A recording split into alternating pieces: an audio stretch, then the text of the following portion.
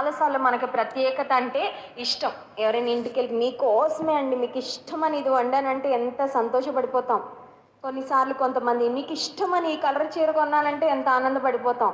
మనకి ఎవరైనా మనల్ని ప్రత్యేకంగా భావిస్తే, ప్రత్యేకంగా ట్రీట్ చేస్తే చాలా సంతోషం. అందరితో కలిపి కాకుండా ప్రత్యేకంగా ఎవరైనా గుర్తించి పలకరిస్తే ఎంత ఆనందమో. ప్రత్యేకతలో ఉన్న ప్రత్యేకతే అది కదండి. స్పెషాలిటీ అంటేనే స్పెషల్. దేవుడు కూడా మనల్ని ప్రత్యేకమైన వారిగా ఎంచేవాడు అనే మాట ఎస్తేరు జీవితంలో చాలా చాలా స్పష్టంగా మనం గమనించగలం. ఒక్క కన్యకకు ఆమె వంతు వచ్చిందంట. ఎస్తేరు సమయం కూడా వచ్చింది. హల్లెలూయా. ఎస్తేరు రాణి అవ్వాలని దేవుడు నిర్ణయించినప్పుడు ఆ ముందు ఎంతమంది వెళ్ళినా వాళ్ళు ఎవరు సెలెక్ట్ అవ్వలేదండి. హల్లెలూయా. నీ ఆశీర్వాదాలు నీ ముందు ఎంతమంది పరిగెట్టుకు వెళ్ళినా వాళ్ళకి రావు. నీది నీ కొరకే దేవుడు దాచిపెడతాడు. హల్లెలూయా.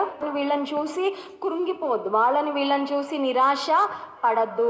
నిన్ను దేవుడు జ్ఞాపకం చేసుకునే సమయము వస్తుంది. నిన్ను దేవుడు హెచ్చించే సమయము వస్తుంది. నిన్ను దేవుడు దీవించే సమయం వస్తుంది. నీ పక్షంగా దేవుడు ఉన్నాడని రుజువు చేసుకునే సమయం ఒకటి ఖచ్చితంగా వస్తుంది.